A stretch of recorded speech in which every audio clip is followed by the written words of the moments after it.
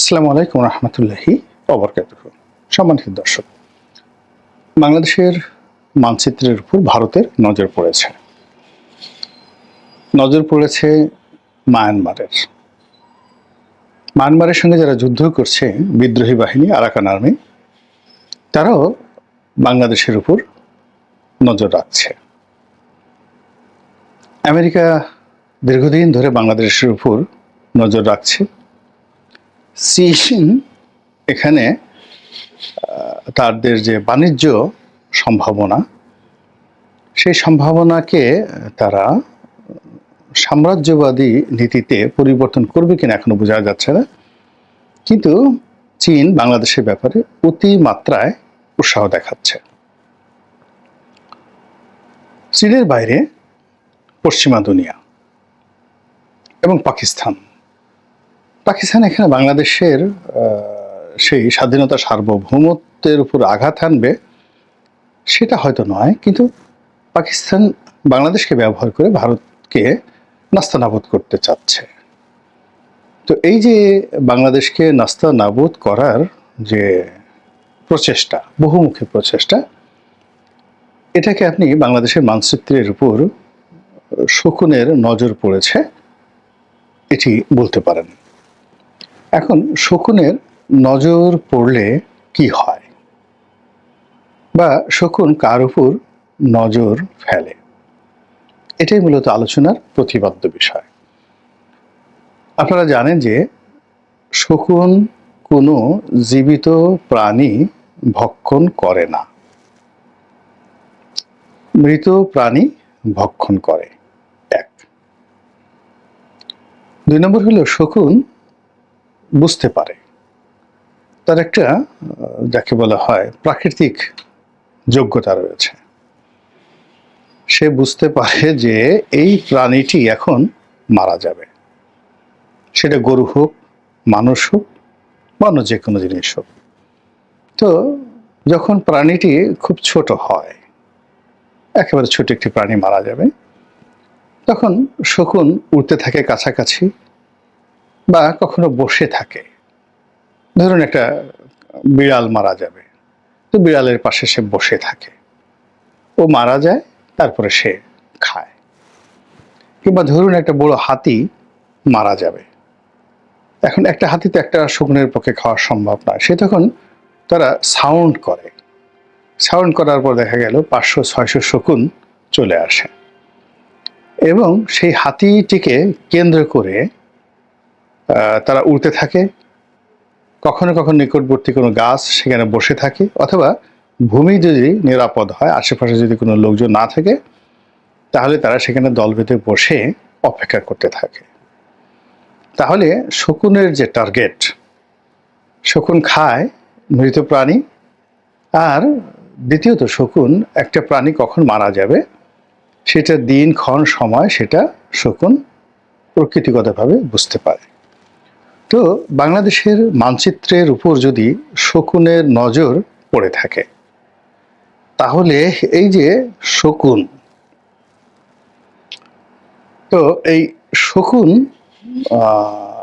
যারা, তারা বাংলাদেশের দুরবস্থা কিন্তু বুঝতে পেরেছে। আমরা বাংলাদেশে বসে যা বুঝতে পারিনি, বা এখনো যেটা কল্পনা করতে পারছি না, বুঝতে পারছি না, এই বাংলাদেশকে খাওয়ার জন্য যে সকল শকুন উড়ে বেড়াচ্ছে, ঘুরে বেড়াচ্ছে, তারা টু দি পয়েন্টে বাংলাদেশের হার্ট এখন কি অবস্থায় আছে, কলিজা কি অবস্থায় আছে, হৃৎপিণ্ডের অবস্থা কি, কিডনির অবস্থা কি, চোখের যে কর্নিয়া রয়েছে, কর্নিয়ার অবস্থা কি, কতটুকু রক্ত আছে, রক্ত সঞ্চালন কেমন হচ্ছে, তারপরে পাকস্থলীর অবস্থা কি, চামড়ার অবস্থা কি, শরীরের যে মাংসপেশি সেগুলোর অবস্থা কি, কোন জায়গাতে কামড় দিলে খুব সহজে তাদের ক্ষুধা নিবারণ হবে, এই জিনিসগুলো বাংলাদেশের উপর যারা নজর রাখছে শকুন, তারা খুব ভালো করে জানেন। এখন এই শকুন কারা, এটি নিয়ে আপনার আমার আলাদা করে কোনো কিছু বলার দরকার নেই, আপনারা বুঝতে পারেন। এখানে শকুন যে শব্দটি, এটি মহাভারতের একটি শব্দ, হঠাৎ করে কিন্তু আসেনি। তো সেখানে একজন মন্ত্রী ছিলেন। আপনারা জানেন যে মহাভারতের যে যুদ্ধ, পাণ্ডব এবং কৌরবদের মধ্যে যুদ্ধ। তো পাণ্ডবরা বিজয়ী হয়েছিল, পঞ্চ পাণ্ডব 5 ভাইয়ের তাদের দল জয়ী হয়েছিল, আর পরাজিত হয়েছিল কৌরবরা। তো কৌরবদের মধ্যে যে নামগুলো, যেমন একজনের নাম ছিল জটিল বীর্য। তো এই যে জটিল বীর্য যে শব্দটি, এটি যদি এখন পর্যন্ত কল্পনা করেন আপনি বুঝতে পারবেন নিশ্চয়ই ডেঞ্জারাস এলিমেন্ট। আর কৌরবদের যিনি প্রধানমন্ত্রী ছিলেন তার নাম ছিল শকুনি, যিনি কৌরবদের যে রাজার শ্যালক ছিলেন। আর যে রানী গান্ধারী, সেই গান্ধারীর ভাই ছিলেন, এবং তিনি বর্তমান যে আফগানিস্তান, যেটার আদি নাম ছিল ব্যাকটেরিয়া, সেটার তিনি রাজপুত্র ছিলেন। তো সেই যে শকুনি, তার যে চক্রান্ত, মহাভারতে যেভাবে বলা আছে, তিনি যেভাবে প্রতিশোধ নেওয়ার জন্য এসেছিলেন, তো সেই প্রতিশোধ চরিতার্থ করার জন্য তিনি একটি রাজবংশকে শেষ করেছিলেন। একেবারে পুরো উত্তর ভারত, দক্ষিণ ভারতের রাজনীতি, রাজবংশকে পুরো তছনছ করে দিয়েছিলেন। তো সব মিলিয়ে তার যে একটা ভিলেন চরিত্র, সেই ভিলেন চরিত্রটা ধীরে ধীরে একটি পাখির উপরে চলে এসেছে, শকুনের উপর। এবং সেই শকুন শব্দটি আমরা গত 5000 বছর ধরে এখন পর্যন্ত একই আতঙ্ক নিয়ে, ঘৃণা নিয়ে, চরিত্র নিয়ে আমরা কিন্তু ব্যবহার করছি। তো সেই শকুনের নজর বাংলাদেশের উপর পড়েছে। আর ইতিমধ্যে আমরা অনেক দায়িত্বপূর্ণ পদ থেকে শুনতে পাচ্ছি, বাংলাদেশের মানচিত্র নিয়ে কথা শুনতে পাচ্ছি, সংবিধান নিয়ে কথা শুনতে পাচ্ছি, ভীষণ রকম ভয়াবহ সব কথাবার্তা, সমুদ্র নিয়ে কথাবার্তা শুনতে পাচ্ছি, সেন্ট মার্টিন নিয়ে শুধু কথা না, কর্মকাণ্ড আমরা দেখতে পাচ্ছি।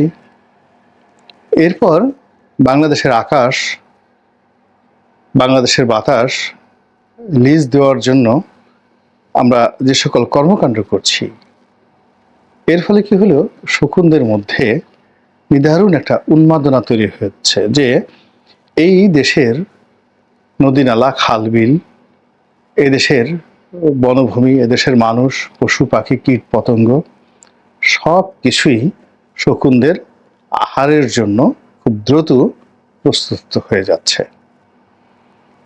আর আমরা এই পুরো বিষয়গুলোকে পর্যালোচনা না করে এক ধরনের কল্পনার শক্তি, ইলিউশন, সেই ইলিউশন নিয়ে আমরা বেঁচে আছি।